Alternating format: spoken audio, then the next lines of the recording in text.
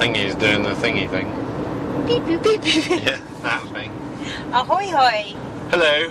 So we are on our way back from the Owen Sound area. Actually, Owen Sound proper we are coming from today. We are. So, yep, and I rode in a place called... Kolapore. I can't pronounce it. I keep wanting to say Kolapore, but it's Kolapore. Yeah, think of Coca-Cola. Roller cola. Or a koala bear. I don't know why I think of that, but it helps me to pronounce it. Kolapore. Kolapore, no. So It's Kolapore. I think I'm going to be wrong after all this.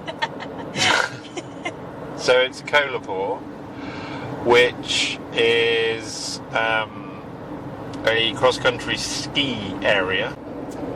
So, it's Grey County Forest, Kolapore, and then there's Kolapore Uplands. And it's all part of the same system. The trail system crosses both, and the trails seem to be managed by Grey... Was it Grey? Grey County? Yeah. Grey County Forest. Yeah. So Grey County Forest manage the mountain bike trails, and I believe they manage the cross-country skiing that happens in the winter, and certainly they manage the signage and the trail maintenance. There's a lot of nice wooden bridges in there. So Grey County Forest also manages Glen Elk Klondike, which we were at a couple of weeks ago. Yeah, which is... Just to say, same management? Yeah, probably. Well, it's also Grey County Forest, it says on here. So. Yeah, so Grey County Forest would have been a huge forested area, I suppose. Do you want me to talk about the location just for a second? Yeah. So, just to mention, I mean, some people might know exactly where this is, but other people may not. So, going up Highway 10. Yeah. North of Shelburne, Flesherton, Markdale. It is pretty much directly east of Markdale. And you've got the Beaver Valley Ski Club. Yeah. Which we rode at, last week?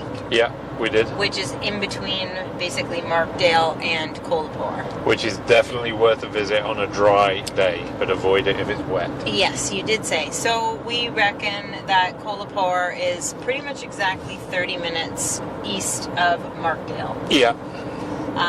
All right, carry on. Oh, do you want to talk about the parking lots? Yeah, there are 4. Yes, sir. 3 have proper car parks. 1 is on the side of the road. We parked in the side of the road. Of course we did. Yeah. on the dirt gravel road. It was an excellent spot. I will put a link to the one we parked at, but there are 3 others in addition. The signage in there is relevant to the parking lots. So the signage is interesting. I started off thinking, oh, this is just for the cross-country skiers, but actually a lot of the trails are marked with these wooden finger posts with yellow writing on them, with distances in kilometres, and... Oh, distances. Yeah, and all of the parking lots are waymarked. So if you do one of the blue trails and you think, oh, this is too much, or I'm running out of time, I need to get back to the parking lot. If you get onto one of the wide green trails, you can literally then just follow the finger post and it'll send you back to where you started, as long as you know where you started. And I sometimes forget which car park I start at, but yeah, it's well waymarked, and then the mountain bike trails for real. For real? Yeah, are marked with... For truth. are marked with boards at the start of each trail, and I didn't see any no entry one way only today, but you come up to them and they're graded, so you have some green trails, blue and black, no reds, and the way they grade them in there is easy, difficult or moderate, and then most difficult I saw for one of the double black diamonds, which I thought was hilarious. Most difficult. And then some of the trails have names. Some of the names are on the fingerboards, like Kevin's Route. Oh yeah, Kevin. And then on here it says Kev's Way. Kev's Way. And then Magic Mouse was another one I saw a board for. Wild Mouse, it says on here. Yeah, I saw Magic Mouse. I didn't see Wild Mouse. Okay. Or maybe it was Wild Mouse, not Magic Mouse. Anyway. Yeah, you might be right. I think I may have decided it should have been Magic Mouse. So I set off with a couple of hours to spare. I did 8 miles and probably covered a quarter of what is rideable. It's interesting. So I described it to Jessica when I got back to the car, who is still out of action with her dodgy leg. I'm 2.5 weeks in? Yeah. Woo! It's like a mini Quebec, so mixed woodlands, so conifers, deciduous trees, i.e. trees that lose their leaves, and well-packed mud and loam, but then a lot of rocks. And roots. And like the kind of rocks that are pedal height if you drop your foot, so pedals level, you're fine. And a lot of for Ontario, long downhill runs that are excess of a minute, I would say, which is long for here. But on a full suspension mountain bike, I think you're using your full suspension because it's pretty janky on some of those trails, and I don't tend to go down slowly, so. But the blue is not nothing. In fact, if you've ridden green in other places in Ontario and you turn up to ride the green, just be careful of pedal strikes on rocks. If you ride the blue, the ups can be a little bit technical and tricky with the rocks. You have to weave your way or thread your way through boulders. And the going down, you just need to pick your line choices properly, because it's not nothing. You can suddenly roll into a fairly large boulder and be stopping dead.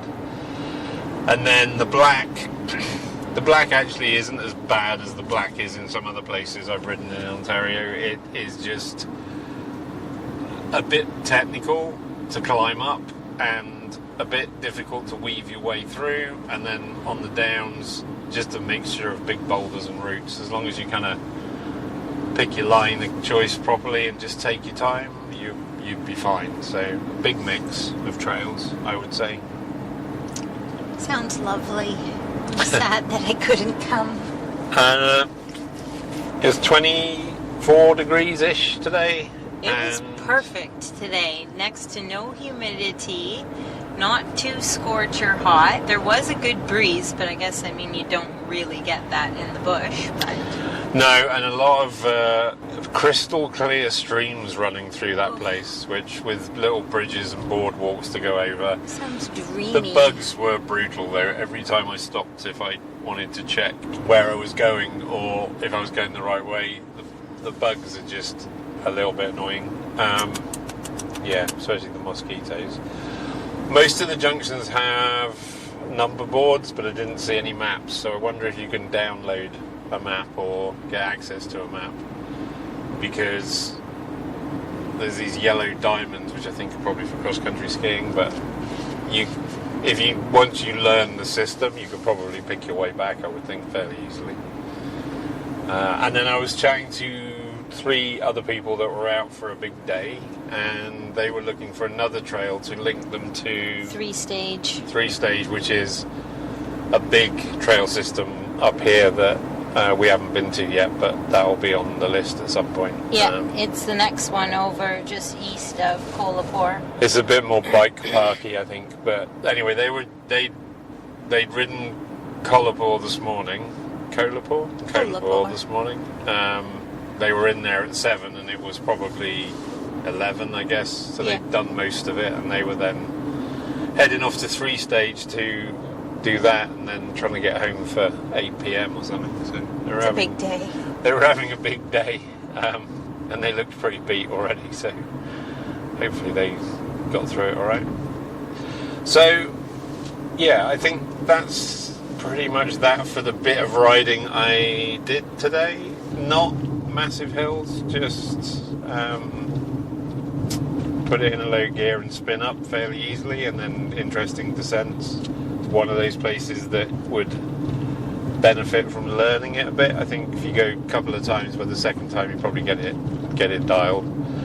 But the right amount of trail maintenance, right amount of signage, all interesting, and a feeling of being a little bit in the wild.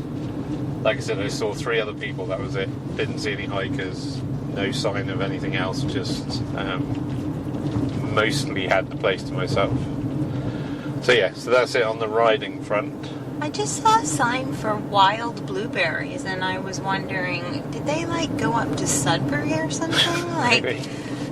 I can't imagine that. I wonder if there's some rocky hotspots up here like there was in Sudbury. Also, and if so, guess who's going to freaking find them? Also, the amount of effort you'd put into picking them to then sell them. You sell them for a small fortune. Yeah, I would say. And people do buy them because they are painstaking to pick. They're like little balls of gold, Jimmy. Blue gold. Yeah. Anywho, sorry. That's okay.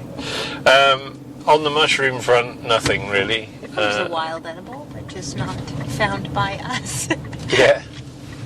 Yeah, on the mushroom front, nothing much, which was weird because there was water, dappled light.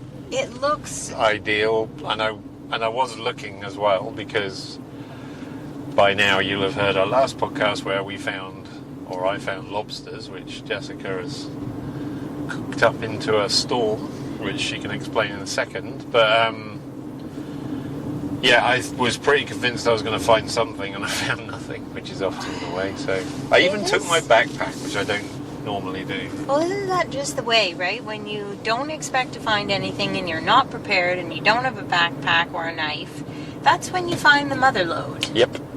And then when you actually go prepared, you get skunked. Yeah, I was ready and I saw nothing. So. I am also surprised, though, because driving up, down that dirt road to the parking lot, the forest looked, like you say, primo for mushroom territory. Lots of dead wood and that. Anyways, never mind. But you didn't see anything out of the car either, did you? So no, but we're going a bit too quickly for me to spot anything. Yeah. I did seriously wonder about morels, though, because the territory looked very similar to Awenda. It really reminded me of the road that we were on driving into Awenda Provincial Park, which is up the other side of the peninsula there. Yeah, just quite similar, eh? Yeah, no, I would agree. I mean, I'm assuming morels must be long gone by now. We're into mid-July, and they're usually May, so fat chance, Jess. But nothing. But yeah, and I thought, you know what, I even saw quite a few birch trees. I thought, since we've been finding all those birch boletes lately, that maybe you would have spotted a few of those suckers. What were they? Scaber stalks. I think I saw one, but I think it was so old and bug infested. Yeah. I didn't want to go for it.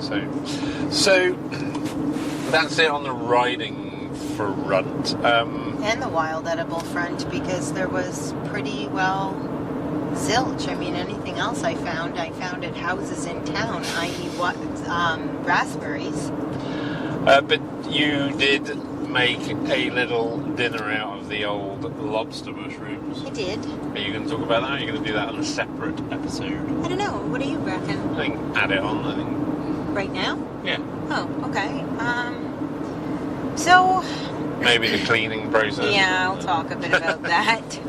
That god-awful process. So, this time, I did no dehydrating, because we kind of just had enough for a big meal of, I mean, I guess You could have separated that into 2 sittings, but we had it all in one to have just a luxurious lobster fest. Yeah. So I did no dehydrating this time, and they were covered in dirt. As Jamie mentioned, he had to really dig them up out of the ground, and I did this time what did I have? I had like several bowls going on. A bowl of dirty water. I could have used a bowl of cleaner water. And then I had another bowl for kind of scraps and I don't know, off cuttings and dirt, etc. Yeah, you had a good system going. I don't know if it was great. And then definitely a tea towel and my trusty toothbrush. And I kind of, like most mushrooms, I would not recommend submerging in water because they could be a bit like a sponge and absorb it and hold it, which I don't think is a great thing. I mean, even store-bought cremini or button mushrooms, I would never wash with water. I always use either a toothbrush or like a damp cloth or even a damp paper towel, and I just rub them. I never really want to introduce more water to mushrooms. So all that is to say that the lobster mushrooms are kind of so... well, there's no gills, there's really no pores. They're so kind of... They're hard but delicate and brittle at the same time. But there's not really a whole lot of spots where water can get in them. Yeah.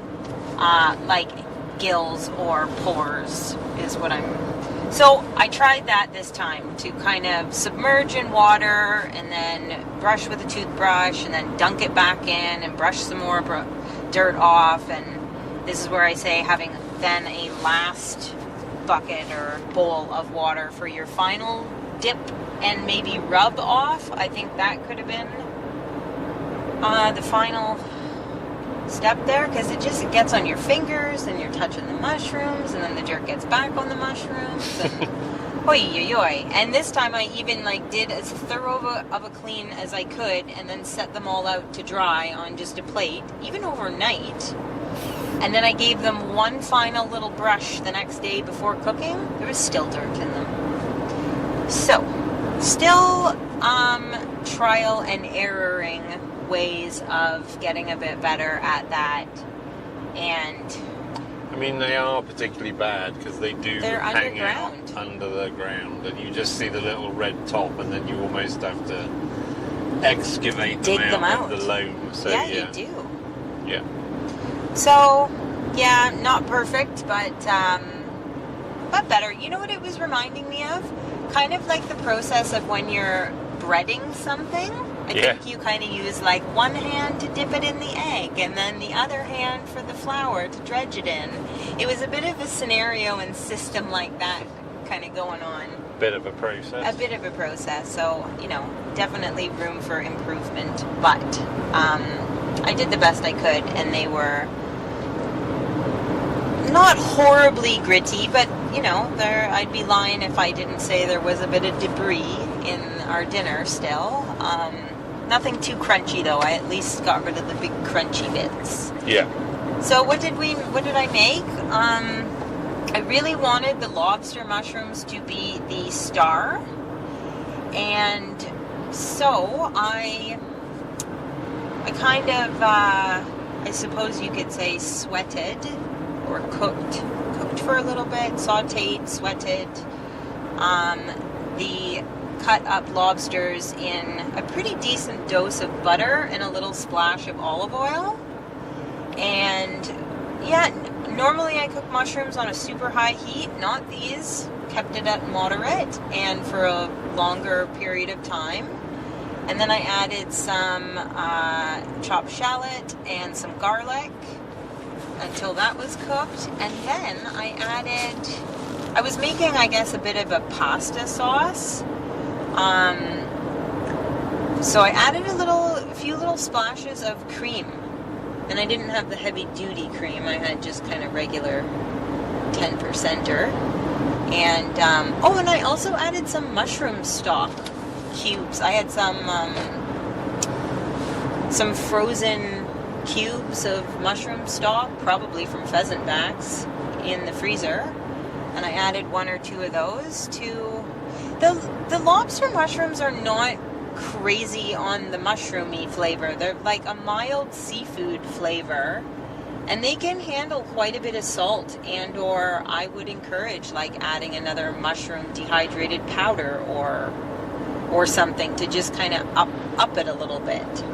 I think the homemade mushroom stock cubes are genius anyway.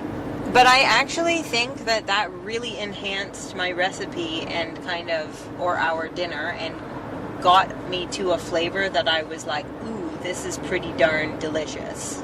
And it looked like a seafood pasta dish. Literally. So, yeah, the orange from the mushrooms actually quite dyes things yellowy orange, almost like turmeric or a curry powder. So be careful, but it definitely dyed our butter and cream, so it was a lovely, shade of kind of mellow yellow with... And then rather than using pasta, I had some zucchini noodles that I do them on the mandolin instead of a spiralizer. So I had some of those.